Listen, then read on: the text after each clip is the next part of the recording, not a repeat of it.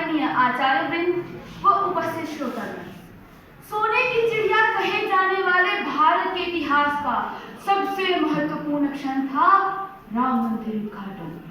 यह केवल धार्मिक आयोजन ही नहीं, अपितु एक ऐसा क्षण था जिसमें धर्म, राजनीति, संस्कृति और सामाजिक गतिशीलता की जटिल परस्पर क्रिया को समाहित करता है। भारतीय संस्कृति ने तो जैसे कोई अलौकिक व अद्वितीय कहना सा अलंकृत कर दिया हो, जिससे पाश्चात्य संस्कृति का पतन हो रहा है और भारतीय संस्कृति उत्थान की ओर अग्रसर हो रही है।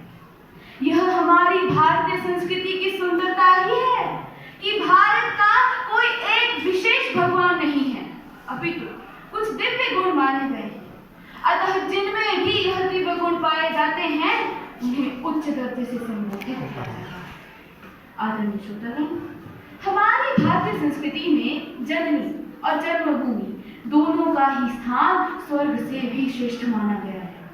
अतः प्रभु श्री राम जी ने कहा भी था कि अपि स्वर्णमयी लंका न मे लक्ष्मण रोचते, जननी जन्मभूमिश्च स्वर्गादपि गरीयसी। अर्थात श्री राम इस सांसारिक मोहमाया के परे एक धर्म निरपेक्ष राजा थे, जिन्होंने अपने राजधर्म के लिए ही एक धोबी के कथन से माता सीता का त्याग किया।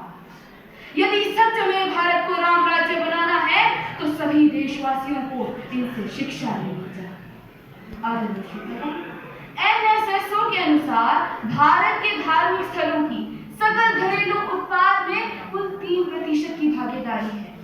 मंदिरों की अर्थव्यवस्था ही 3 करोड़ की है। श्री राम मंदिर एक सुप्रसिद्ध आस्था का प्रतीक बन चुका है। अतः यहाँ लोगों का आवागमन भी बढ़ गया है, जिससे पूरे देश की अर्थव्यवस्था पर काफी गहरा प्रभाव पड़ रहा है।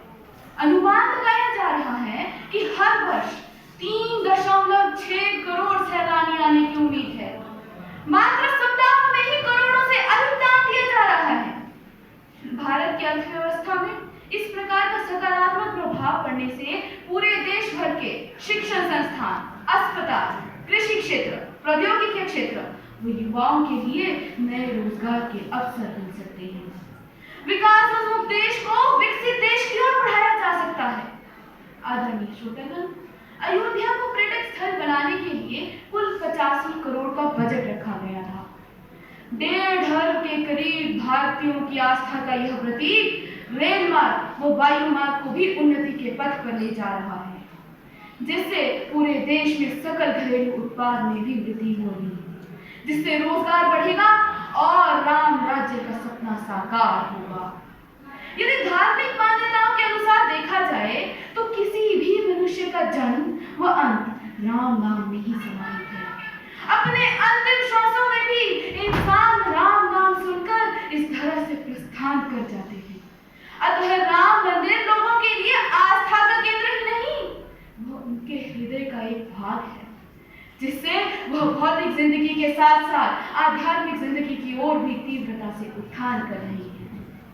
आदरणीय श्रोतागण, अंत में मैं केवल यही कहना चाहूंगी कि हमारी भारतीय संस्कृति में राम कई रूपों और प्रतीकों में मौजूद हैं। वे मूर्त हैं तो अमूर्त भी, राम भाव हैं तो अभाव भी, वे आदर्श हैं तो प्रादर्श भी, राम संस्कार हैं तो विचार भी, वे कथा है वे व्यथा भी, राम युक्ति भी और राम ही मुक्ति भी। क्योंकि रमन्ते योगिनः अस्मिन् सह राममुच्यते, अर्थात योगी जिस ध्यान में रमते हैं और जो हमारे हृदय में रमते हैं वही प्रभु श्री राम होते हैं। धन्यवाद।